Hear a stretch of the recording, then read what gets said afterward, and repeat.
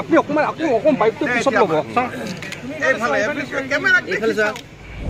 বৰপেটাত উপস্থিত মুখ্যমন্ত্ৰী ডক্টৰ হিমন্ত বিশ্ব শৰ্মা প্ৰথমে বৰপেটাৰ পাটবাউসী শ্ৰীমন্ত শংকৰদেৱ থানত উপস্থিত হয় মুখ্যমন্ত্ৰীগৰাকী মুখ্যমন্ত্ৰী শ্ৰীমন্ত শংকৰদেৱ থানত উপস্থিত হৈ পাটবাউসী শ্ৰীমন্ত শংকৰদেৱ থান আৰু শ্ৰী শ্ৰী দেৱদামোদৰ গুৰুৰ আদি ধাম পাটবাউসী সত্ৰ প্ৰকল্পৰ শিলান্যাস কৰে শ্ৰীমন্ত শংকৰদেৱ গুৰুজনাই প্ৰতিষ্ঠা কৰা শংকৰদেৱ থানত সেৱা জনায় পাটবাউসীৰ শ্ৰীমন্ত শংকৰদেৱ থানত সেৱা জনায় মুখ্যমন্ত্ৰীয়ে পৰৱৰ্তী সময়ত মুখ্যমন্ত্ৰী দামোদৰ দেৱে প্ৰতিষ্ঠা কৰা পাটবাউসী সত্ৰত উপস্থিত হয়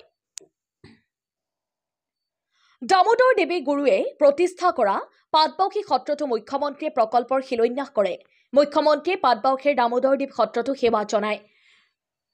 লগত উপস্থিত কেন্দ্ৰীয় ৰাজ্যিক বৈদেশিক মন্ত্ৰী পবিত্ৰ মাৰ্ঘাৰিটা অসম চৰকাৰৰ মন্ত্ৰী চন্দ্ৰমোহন পাটোৱাৰী ৰঞ্জিত দাস বৰপেটাৰ সাংসদ ফণীভূষণ চৌধুৰীও উপস্থিত থাকে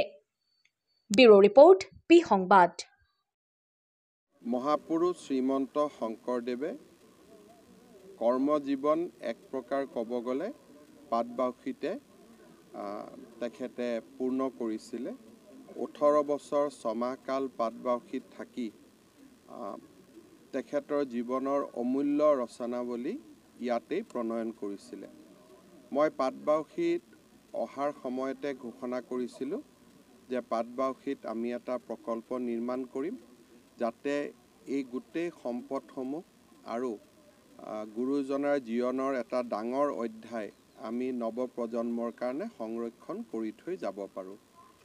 আজি গুৰুজনাৰ অমূল্য ৰচনাৱলীৰে নিৰ্মাণ হোৱা সংগ্ৰহালয় এটাও উদ্বোধন হ'ল আৰু 10 কোটি টকা ব্যয়েৰে আমি ইয়াত এটা সুন্দৰ প্ৰকল্প নিৰ্মাণ কৰিম য'ত নেকি নামঘৰটোৰো কিছু পৰিৱৰ্তন কৰা হ'ব পুৰণা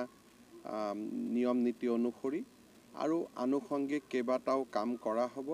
লগতে অতিথিশালাটো আমি পূৰ্ণাংগভাৱে নিৰ্মাণ কৰিম গতিকে মই ভাবোঁ যে আজিৰ দিনটো এটা গুৰুত্বপূৰ্ণ দিন মই পুনৰ এবাৰ গুৰুজনাৰ প্ৰতি আমাৰ ভক্তি ভৰা সেৱা আগবঢ়াইছোঁ মোৰ গোটেই লক্ষ্যটো হ'ল মহাপুৰুষ শংকৰদেৱে জন্মৰ পৰা পৰলোক প্ৰাপ্তিলৈ বৈকুণ্ঠ গমনলৈকে তেওঁ যিমানটো স্থানত অতিবাহিত কৰিছিল প্ৰত্যেকটো স্থানকে উন্নত কৰা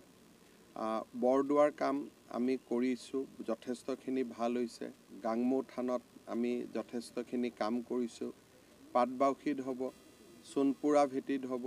আৰু মধুপুৰতো আমি প্ৰায় 50 কোটি টকাৰ এটা ডাঙৰ আঁচনি ৰূপায়ণ কৰিম আৰু আমাৰ লগত গোটেই তেখেতে কোন সময়ত ক'ত আছিল কৰবাত যদি 10 দিনো আছিল সেইখিনিও আমাৰ লগত আছে গতিকে আমি প্ৰত্যেকটো স্থানকে পৰ্যায়ক্ৰমে উন্নত কৰি গৈ থাকিম যাম